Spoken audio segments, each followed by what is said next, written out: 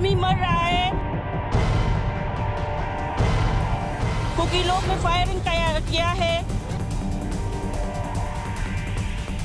हम लोग भारतवासी है, भारतवासी होने के बावजूद हमको कुछ की फैसिलिटी कुछ भी नहीं मिल रहा है।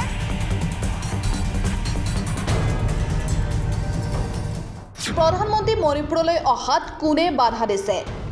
মণিপুৰক লৈ কিয় মৌন প্ৰধানমন্ত্ৰী মোদী? 16 মাহ হল মণিপুৰ জ্বলি আছে।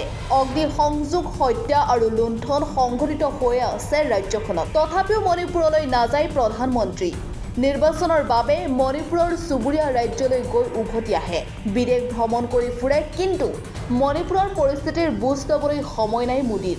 উত্তৰ-পূবৰ ৰাজ্যখনত যোৱা 10 দিনত 11-12 জন লোকৰ মৃত্যু হৈছে। গাঁৱে ভূঞে ড্ৰোনেৰে বোমা নিক্ষেপ কৰা হৈছে।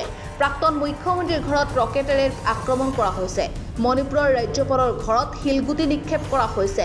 নিৰাপত্তা বাহিনীক আক্ৰমণ কৰা হয়, তেওঁলোকৰ অস্ত্ৰ-শস্ত্ৰ কাঢ়ি নিয়াৰ চেষ্টা কৰা হয়। পুনৰ মণিপুৰৰ বহু জিলাত জাৰি কৰা হৈছে কাৰফিউ, কৰ্তন ইণ্টাৰনেট, ৰাজপথত থাকিবলগীয়া হৈছে যুৱক-যুৱতী।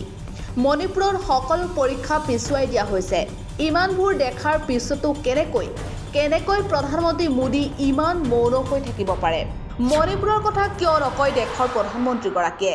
গণতন্ত্ৰৰ যিকোনো মান্য চৰকাৰৰ বাবে এই কথা গ্ৰহণযোগ্য নেকি? 16 মাহ পূৰ্বে ৰাজ্যখনত সাম্প্ৰদায়িক হিংসা সংঘটিত হোৱাৰ পিছত বিৰোধী দলৰ নেতা ৰাহুল গান্ধী ডাঙৰীয়াই দুবাৰ মণিপুৰ ভ্ৰমণ কৰিছিল।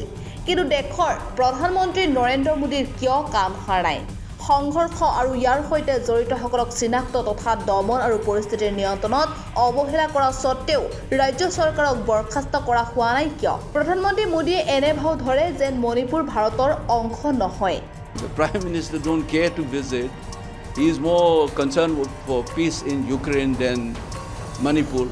তেওঁ মণিপুৰত হিংসা বন্ধ কৰাত সম্পূৰ্ণ বিফল হোৱাৰ সময়ত কিন্তু নিজৰ দেশৰ এটা অংশৰ কথা নাভাবি ৰাছিয়া-ইউক্ৰেইন সংঘৰ্ষত হস্তক্ষেপ কৰাটোকহে তেওঁ অধিক উপযুক্ত বুলি ভাবিলে। যদি পৰিস্থিতি নিয়ন্ত্ৰণ কৰিব নোৱাৰে তেন্তে শীঘ্ৰে মণিপুৰৰ মুখ্যমন্ত্ৰী এন বীৰেন সিঙক বৰখাস্ত কৰক। মণিপুৰত শান্তি আৰু স্বাভাৱিক অৱস্থাৰ তাৎক্ষণিক প্ৰয়োজন আছে।